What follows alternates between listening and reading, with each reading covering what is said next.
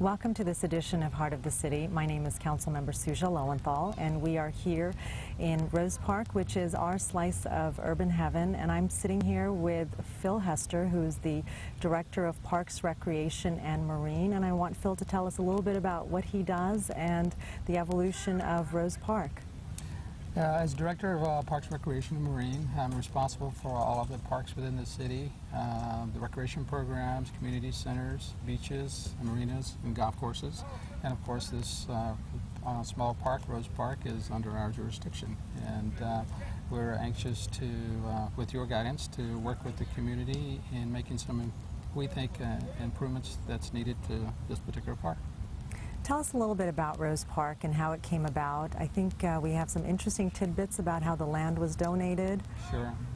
Yeah, the land was donated back in 1910 by the Alameda Land Company and for a park. And it's one of our dedicated parks, so it always will stay as a park. It started out with just some rose gardens that were part of the particular park. Over the years, it's kind of transitioned into other uses. Back in about the mid-50s, one of my predecessors, who was responsible for all the parks, came in and did some redesign, and that's when the pathways that we see today and the gazebo arbors that are at the entrance were put in. And back at that time, there used to be a small gazebo that were in the center of the park, of course, which has unfortunately been removed since that particular time. And then I think through your efforts, we found some other plans that were being looked at that you came across, and you shared those with us, and it definitely started us in the direction of wanting to bring this park back to some of its original designs that the public was very much interested in seeing.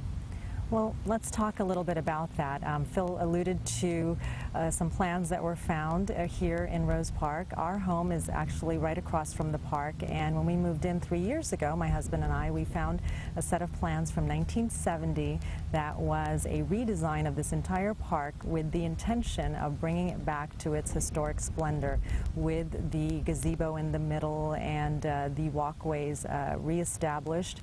And so that was very exciting, and I wanted to just share with our viewers that at that time, one of our community members who owns Portfolio Cafe, whom we'll speak with a little bit later, came over and wanted to do a grant to beautify this park, and I said, look what we found, we can do better than that. So Phil, will you recall for us how that meeting came about and what your reaction was when we came to you with this set of plans from 1970? Well, needless to say, we were really excited about seeing those particular plans, because again, there wasn't anything that was in our files. And so when we started looking at them and looking at the opportunities as it related to this park, it was quite obvious that somebody had spent a lot of time in looking at the possibilities here.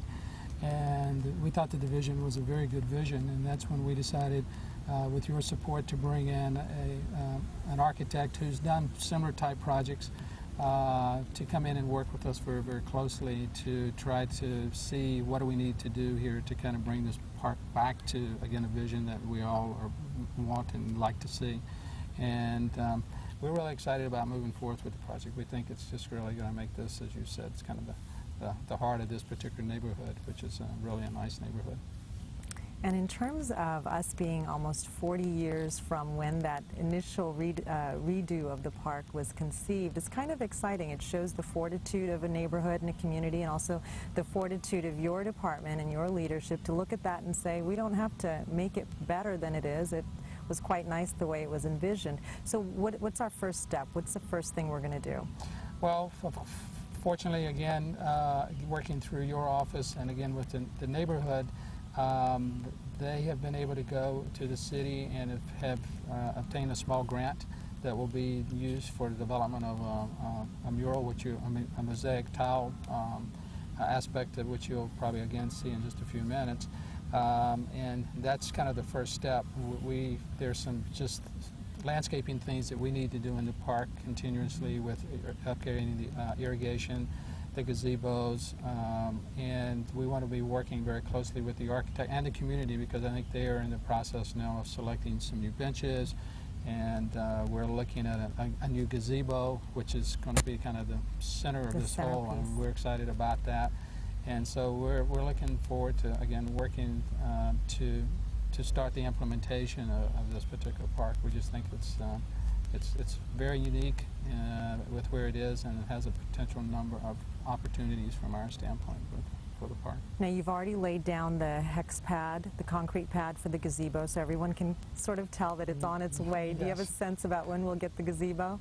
Well, the community now is looking and talking to some of the companies that provide these, and they're going to be selecting a potential gazebo.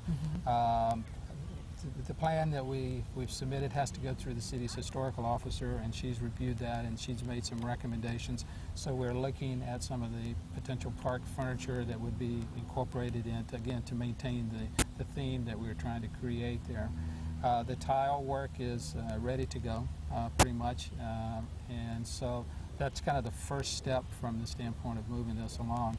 And so I'm hoping that in this next year we're going to see a lot of activity out here to try to bring this to fruition Okay. from our standpoint.